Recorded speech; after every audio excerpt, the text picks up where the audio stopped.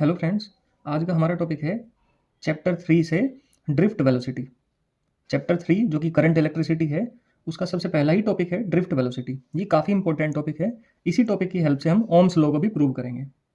सबसे पहले देख लेंगे ड्रिफ्ट वेलोसिटी की डेफिनेशन क्या है। किसी मेटेलिक कंडक्टर के अंदर जितने भी फ्री इलेक्ट्रॉन्स हैं उनकी वेलोसिटी का एवरेज है when potential difference is applied across the ends. बात ये रहेगी कि जब पोटेंशियल डिफरेंस अप्लाई हुआ हो एंड्स के अक्रॉस। सपोज मेरे पास ये एक मेटेलिक कंडक्टर है, इसके अंदर बहुत सारे फ्री इलेक्ट्रॉन्स हैं, ठीक है। जब इसके अक्रॉस पोटेंशियल डिफरेंस अप्लाइड नहीं है तो ये किसी एक पर्टिकुलर डायरेक्शन में नहीं मूव कर रहे होंगे। ये मूव तो कर रहे होंगे किसकी वजह से? हीट एनर्जी की वजह से, जो इन्होंने अपने सराउंडिंग से एब्जॉर्ब की हुई है। हीट एब्जॉर्ब की, टेम्परेचर मेंटेन हुआ, और टेम्परेचर डायरेक्टली प्रोपोर्शनल हुआ करता है काइनेटिक एनर्जी के। तो उस काइनेटिक एनर्जी की वजह से, उस थर्मल एनर्जी की वजह से ये इलेक्ट्रॉन्स मूव करेंगे, लेकिन रैंडम डायरेक्शन में। कोई इलेक्ट्रॉन इधर की तरफ मूव कर रहा होगा तो कोई इलेक्ट्रॉन इधर की तरफ मूव कर रहा होगा। तो इससे होगा क्या कि ये जो इलेक्ट्रॉन्स हैं इस कंडक्टर से बाहर तो निकल नहीं निकल पाएंगे, तो इनका जो एवरेज होगा वेलोसिटी का, क्योंकि कोई इलेक्ट्रॉन इधर मूव कर रहा, कोई इलेक्ट्रॉन इधर मूव कर रहा, तो इनका जो एवरेज होगा वो 0 होगा। एक बार फिर देख लें डेफिनेशन को। ये एवरेज है जितने भी फ्री इलेक्ट्रॉन्स हैं उनकी वेलोसिटीज का। कब? When potential difference is applied across the ends. तो इस वाले केस में नहीं, जब हम पोटेंशियल डिफरेंस अप्लाई कर देंगे तब जो वेलोसिटी बनेगी इन इलेक्ट्रॉन्स की, उसका एवरेज होगा। इसके लिए एक्सप्रेशन जो कि काफी इंपॉर्टेंट है उसे देखते हैं।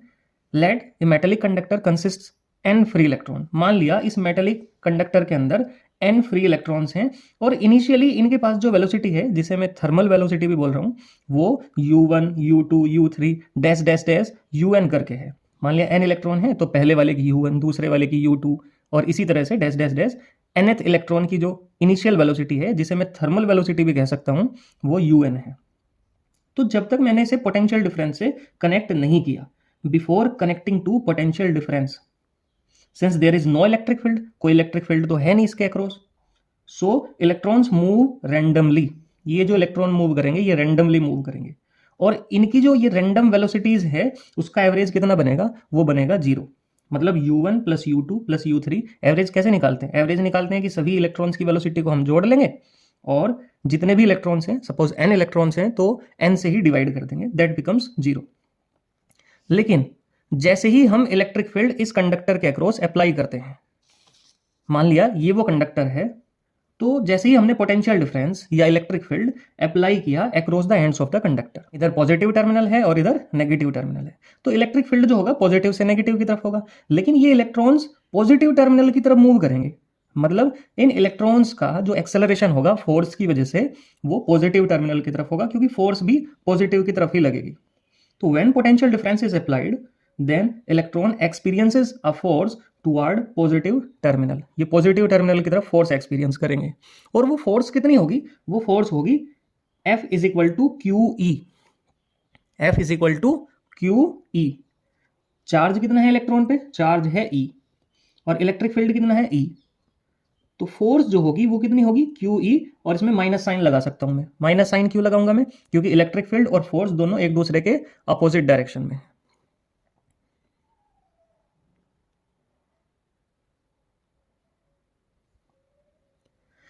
ठीक है। इस फोर्स की वजह से इन इलेक्ट्रॉन्स के अंदर एक एक्सेलरेशन आएगा, since F is equal to कितना है? F इज इक्वल टू है मास इंटू एक्सेलरेशन। सो ये जो m इंटू ए है ये किसके इक्वल होगा? माइनस e इंटू ई के इक्वल।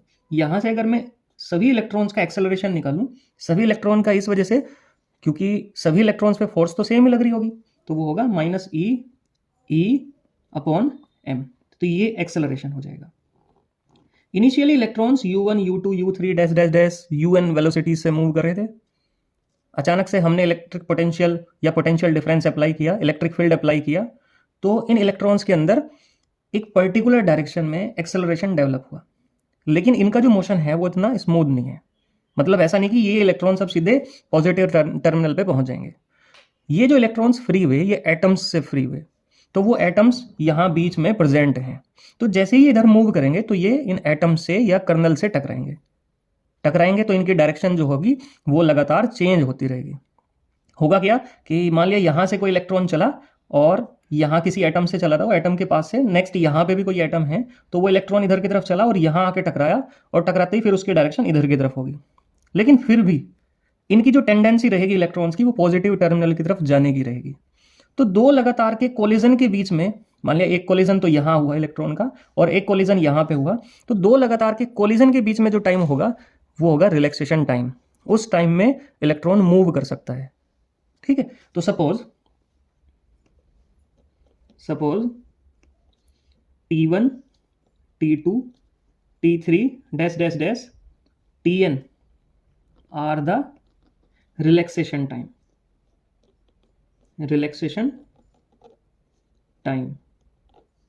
देन मान लिया ये जो इलेक्ट्रॉन्स हैं, पहला इलेक्ट्रॉन, दूसरा इलेक्ट्रॉन और nth इलेक्ट्रॉन, इनका जो रिलैक्सेशन टाइम है वो T1, T2, T3 dash dash dash Tn है रेस्पेक्टिवली। एक वर्ड मुझे लिखना चाहिए, रेस्पेक्टिवली, बिल्कुल उसी ऑर्डर में। देन देयर वेलोसिटीज, तब इनकी वेलोसिटी क्या क्या बनेगी। हमारे पास फर्स्ट इक्वेशन ऑफ मोशन है v is equal to u plus a t, उसी से हम, तो v1 पहले इलेक्ट्रॉन की वेलोसिटी v1 होगा u1 प्लस एक्सेलरेशन तो सबके लिए सेम है a t1, इसी तरह से v2 होगा u2 प्लस a t2, इसी तरह से v3 होगा u3 plus a t3। Acceleration एक वेक्टर क्वांटिटी है, टाइम वेक्टर नहीं है, इस वजह से वेक्टर नहीं लगा। इसी तरह से vn जो होगा, फाइनल जो इलेक्ट्रॉन है उसकी velocity vn is equal to un plus a tn। Now अगर मैं ड्रिफ्ट वेलोसिटी की बात करता हूं, नाउ ड्रिफ्ट वेलोसिटी क्या है भाई? पोटेंशियल डिफरेंस अप्लाई होने के बाद में जो इलेक्ट्रॉन्स की वेलोसिटीज बनेंगी, जो कि ये हैं, इन्हीं का एवरेज तो है ड्रिफ्ट वेलोसिटी। तो ड्रिफ्ट वेलोसिटी क्या बनी? vd से हमने रिप्रेजेंट किया इसे, तो vd is equal to v1 plus v2 plus v3 plus dash dash dash plus vn upon n, इनका एवरेज। इलेक्ट्रिक फील्ड अप्लाई होने के बाद में जो वेलोसिटीज बनी उन्हीं का तो एवरेज है। वैल्यू सब्सटीट्यूट करी, v1 की वैल्यू है u1 प्लस a t1, जहां पे वेक्टर होगा वेक्टर लगा देंगे। इसी तरह से u2 प्लस a t2 और plus dash dash dash plus un plus a tn, और एवरेज है तो अपॉन मैन भी आएगा। मैंने क्या करा, u1 u2 u3 dash dash dash un को एक साथ लिख लिया, u1 plus u2 plus dash dash dash un, इन सबको एक साथ लिख लिया। क्यों लिखा? क्योंकि मुझे दिखाई दे रहा कि ये जो t वाली टर्म है इसमें सब में a कॉमन है, और इन सब से a कॉमन ले लिया। बचा क्या? t1 plus t2 plus dash dash dash tn, और अपॉन में n आना। तो हमें पता होगा कि मैं n को दोनों के नीचे ऐसे करके लिख सकता हूं, दोनों जगह अलग अलग करके लिख सकता हूं मैं n को।